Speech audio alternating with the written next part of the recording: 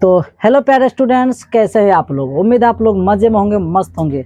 मैं पांडव सर हर दिन की तरह आज भी इस चैनल पर स्वागत करता हूं। आज की इस वीडियो में हम लोग पढ़ने वाले हैं बिहार बोर्ड के क्लास 10th का मैथमेटिक्स में पहला चैप्टर वास्तविक संख्या, जिसका आज ये 11वां वीडियो होने वाला है। इससे पहले हम लोग 10 वीडियो बना चुके हैं। जो भी विद्यार्थी उस वीडियो को नहीं देखे हैं, पहले जाकर आप उन्हें अच्छी तरह से देख लें, ताकि आपको इस वीडियो का भी आनंद मिल सकेंगे।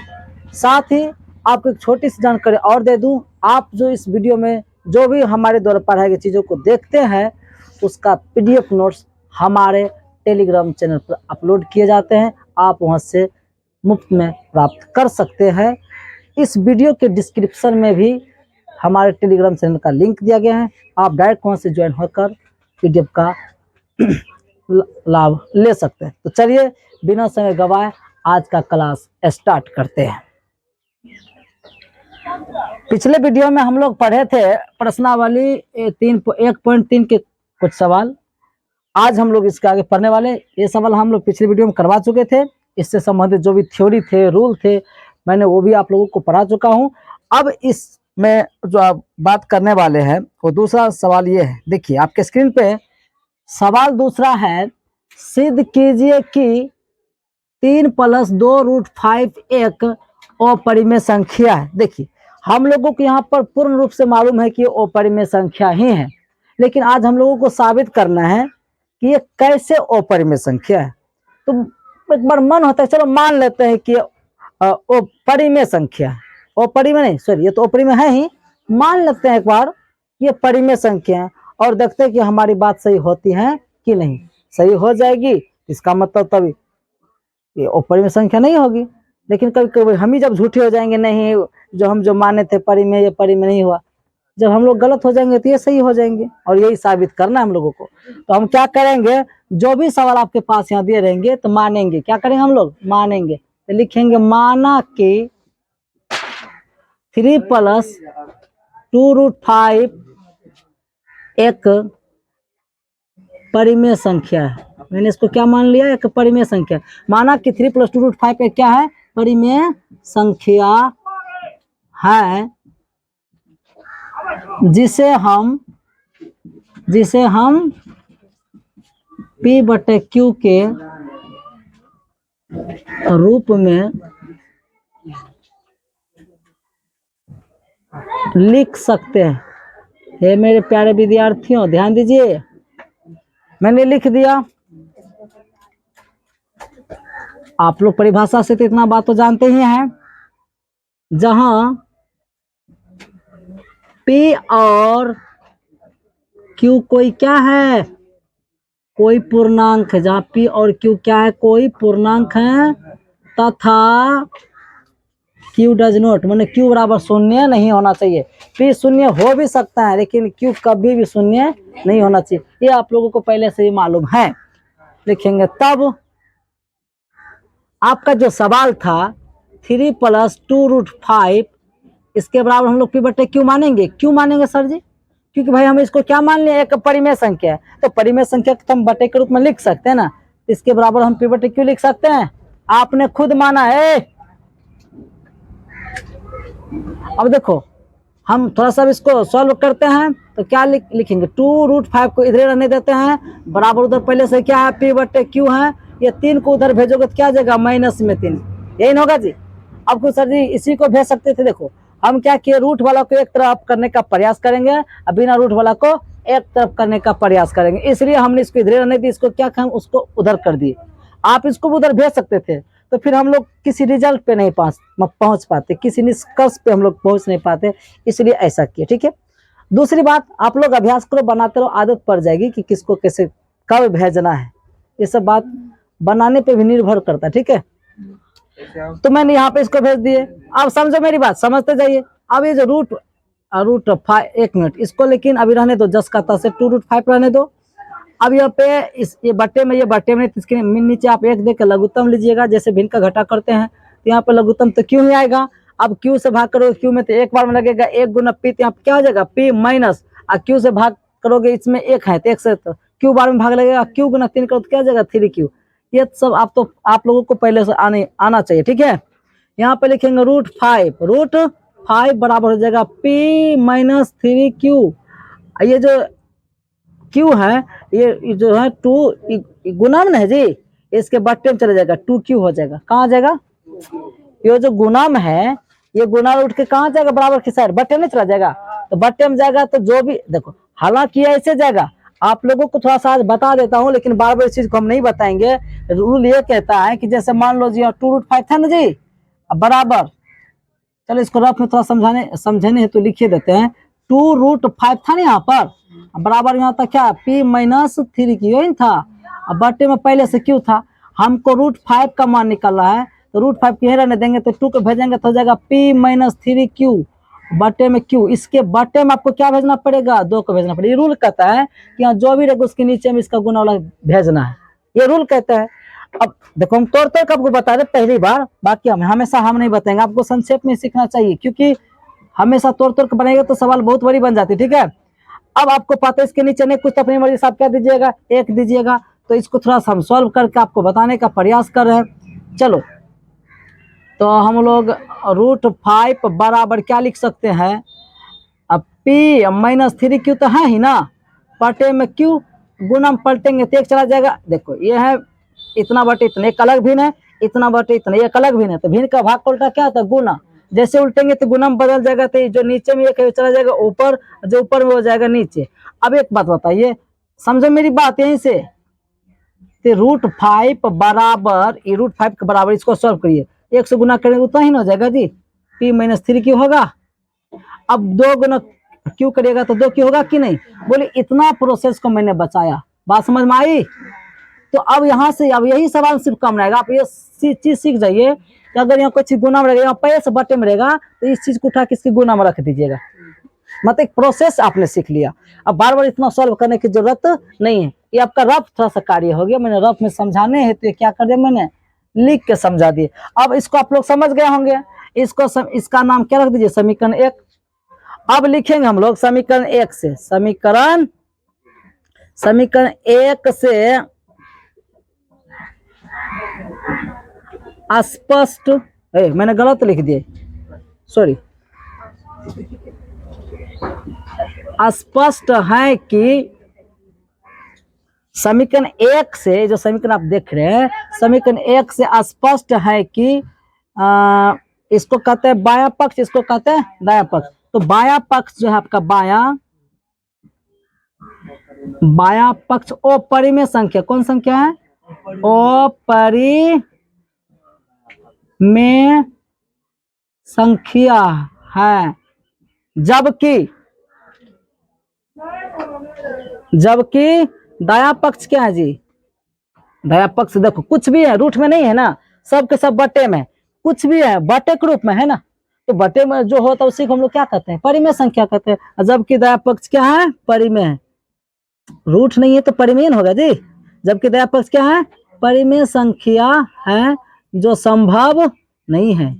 ये कभी भी संभव नहीं है कि एक तरफ अपरिमेय हो और एक तरफ परिमेय हो और दोनों दोनों बराबर हो, ये संभव नहीं है। अर्थात समीकरण 1 से स्पष्ट ये हुआ कि बायां पक्ष अपरिमेय है जबकि दायां पक्ष परिमेय है, जो ये संभव नहीं है। ये हो ही नहीं सकता कि एक तरफ अपरिमेय हो और एक तरफ परिमेय हो और दोनों बराबर हो जाए। इसका मतलब ये झूठ मूठ का हम बराबर कर दिए, समझे?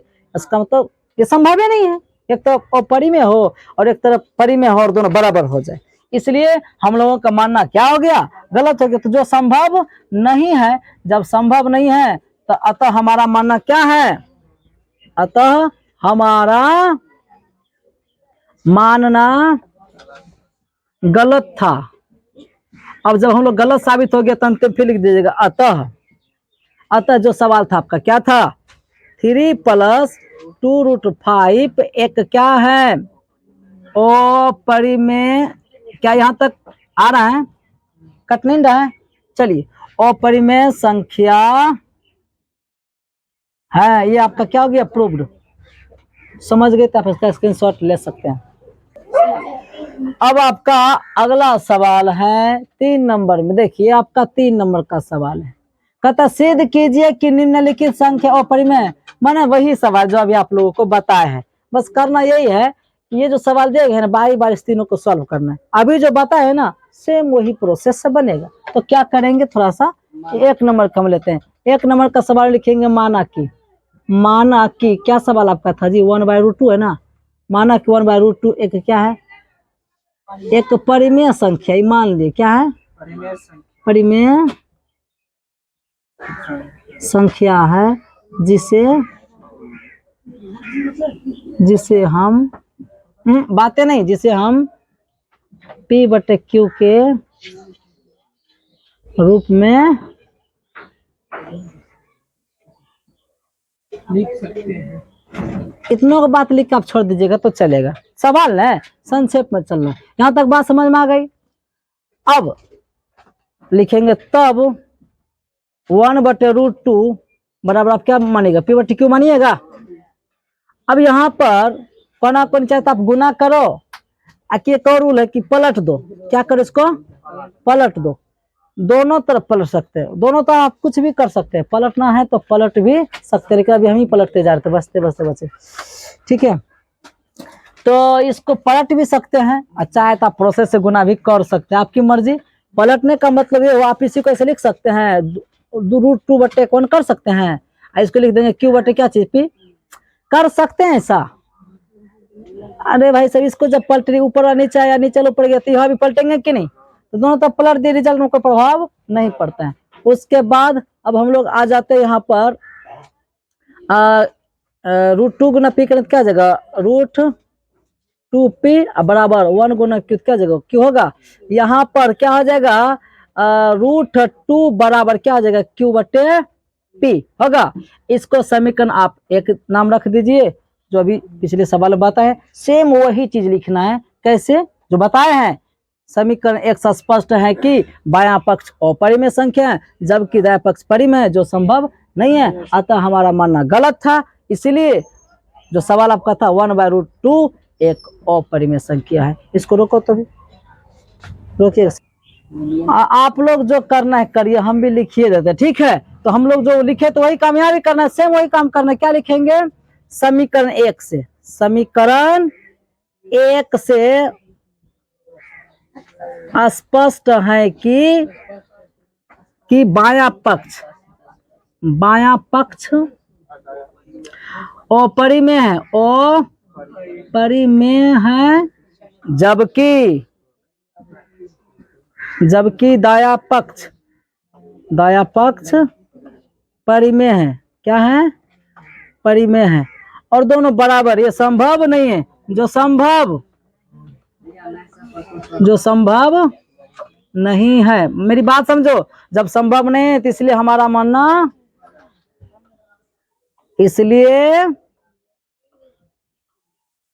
मानना क्या था, मानना गलत था। तो अंतिम लिख दीजिएगा अतः, आपका सवाल क्या है, अतः 1/√2 एक क्या है, अपरिमेय संख्या है। आज तुम लोग घुनघुनाते क्या हो जी, हमको बड़ा गुस्सा उठता है, बहुत गुस्सा उठता है, आदत खराब बना कर रख दिए हैं, समझे। चलिए इसी में हम सवाल नंबर 2 भी ले लेते हैं, ठीक है।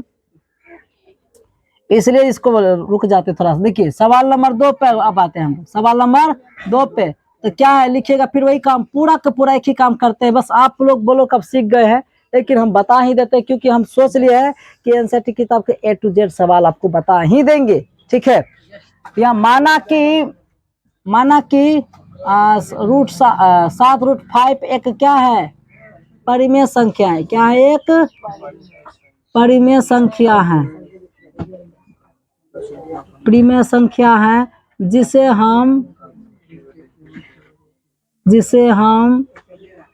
P/Q के रूप में लिख सकते हैं कि नहीं।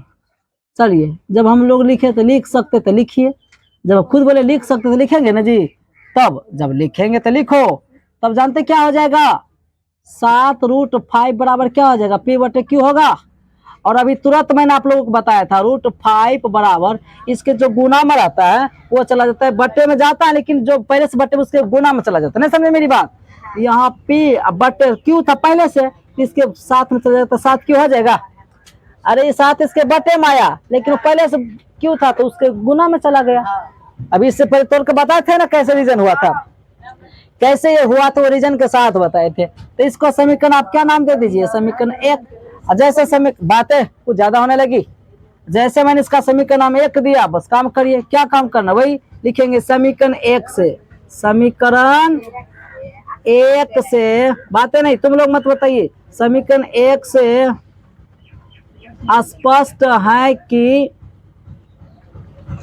बायां पक्ष, आप जो देख रहे हैं बायां पक्ष, इधर वाला बायां पक्ष वो अपरिमेय है। क्या है, अपरिमेय है। जबकि आप लोग 2-3 बार बनाइएगा ना, अभ्यास हो जाएगा, आप लोग ऐसे लिखने लगोगे, ठीक है। जबकि दायां पक्ष क्या है, दायां पक्ष परिमेय है, परिमेय है जो संभव नहीं है, ठीक है। इसलिए हमारा मानना क्या था, इसलिए हमारा मानना गलत था। अतः अंतिम में अपने सवाल को लेना है। अतः 7√5 एक अपरिमेय संख्या है, ये प्रूव्ड हो गया। अगर बात समझ में आई तो वीडियो पॉज करके इसका स्क्रीनशॉट ले सकते हैं। अब आपका तीसरा अर्थात इस चैप्टर का, सॉरी इस एक्सरसाइज की ये लास्ट सवाल है। तीसरा जो सवाल है वो क्या है, पहले लिख लेते हैं। तीसरा सवाल जो आपका है वो है 6 + √2, यही नहीं जी। सबसे पहले वही काम मान लीजिएगा, माना कि 6 + √2 एक परिमेय है, एक परिमेय, चलो संख्या भी लगा देते हैं, एक परिमेय संख्या है जिसे हम P/Q के रूप में लिख सकते हैं। यहाँ तक बात समझ में आ गई। तब 6 + √2 बराबर आप P/Q मानोगे। अब देखो √2 को इधर रखेंगे, क्योंकि आप सबको बता दिए रूट वाला एक तरफ करना है, ये जो 6 उसको उधर भेज देंगे, तो पहले से P/Q ये प्लस में इधर रखा हो जाएगा माइनस में, इसके नीचे आप 1 दे के काम कर सकते हैं। तो √2 बराबर 1, Q और 1 का लघुत्तम लेंगे तो Q आएगा, तो Q से भाग करेंगे, Q कर एक बार में 1 गुना P हो जाएगा P, 1 से भाग करेंगे Q में, Q बार में Q गुना 6 हो जाएगा 6Q। इसका मैंने नाम दे दिया समीकरण 1। बस वही कहानी जो लिखना, बार बार एक ही चीज लिखना है। आप लोगों को बोले ना, आप बनाते रहिए तब अभ्यास हो जाएगा, बस आपका काम आसान हो जाएगा। लिखेंगे समीकरण 1 से स्पष्ट है कि, तुम लोग गाँव क्या करता है जी, हम पसीना बहा रहे तुम लोगों के लिए, तुम लोग क्या कर रहे हो जी। पंखा की आवाज तक नहीं, आवाज फ्रेश, बच्चे हमारे आवाज को बढ़िया सुन पाए, हम कष्ट काट रहे हैं, तो तुम लोग गो करके तो आवाज करिए देते तो फायदा क्या होगा। समीकरण 1 से स्पष्ट है कि बिना पसीना बहाए काम नहीं होगा। समीकरण 1 से स्पष्ट है कि बायां पक्ष अपरिमेय है, अपरिमेय है, जबकि दायां पक्ष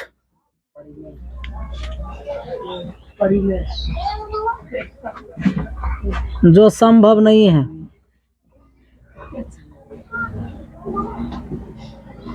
इसलिए हमारा मानना गलत था। कुछ मत बोलो जी, शांति से। हाँ, नहीं समझते तो प्रश्न पूछो। अतः 6 + √2 1। जब हम लोग गलत हो गए तो अंत में मान लेंगे सच में वो क्या था, एक अपरिमेय संख्या थी।